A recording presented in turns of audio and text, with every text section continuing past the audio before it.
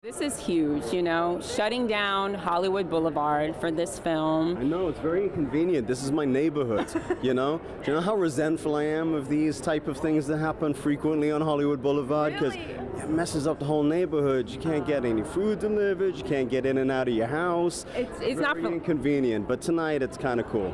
Okay. It's not for too long, but this is amazing. I mean, how does it feel to be a part of this with Zack Snyder, Feels great. I mean, I'm a big fan of Zack, so very exciting. Very exciting to make the film. I mean, this is sort of the, the celebration of the work.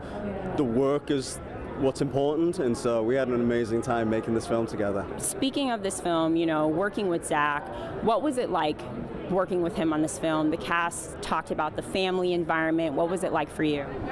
It's great. I mean, I had met Zack in 2005. He'd offered me a role in 300, but I was working on something else, so I couldn't do it, and just really enjoyed his sort of spirit and what a pure artist he clearly is and was even back then. And so it's just really exciting, engaging process working with him as a director. What's really noteworthy is just the fact that he had been developing this for 30 years.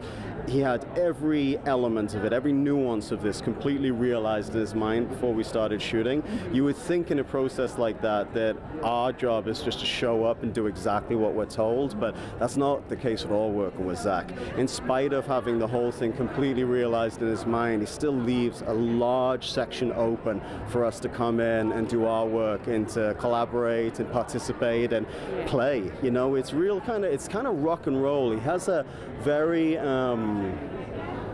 almost like a punk rock independent film mentality to filmmaking, where it's not so precious. Often when you get an enormous amount of money involved, it puts a lot of pressure on, particularly the director, and everything can become quite rigid.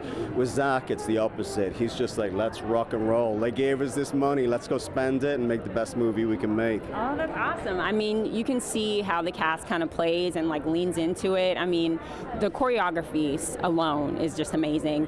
And then for my last question, we've been asking the fans or your cast who've had amazing fashion, just showed up for this movie.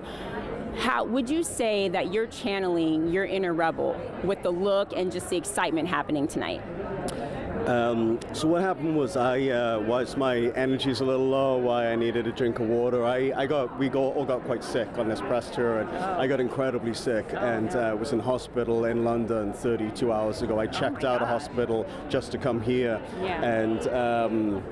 and then got to the airport, and my flight was 6.5 hours late, and then they didn't put my luggage on the plane, so then I got here and didn't have any clothes to wear. And so this was a suit that I had 10 years ago that I couldn't fit into anymore, but because I'd been so sick 2 weeks ago, I lost so much weight that I'm now wearing like my old suit.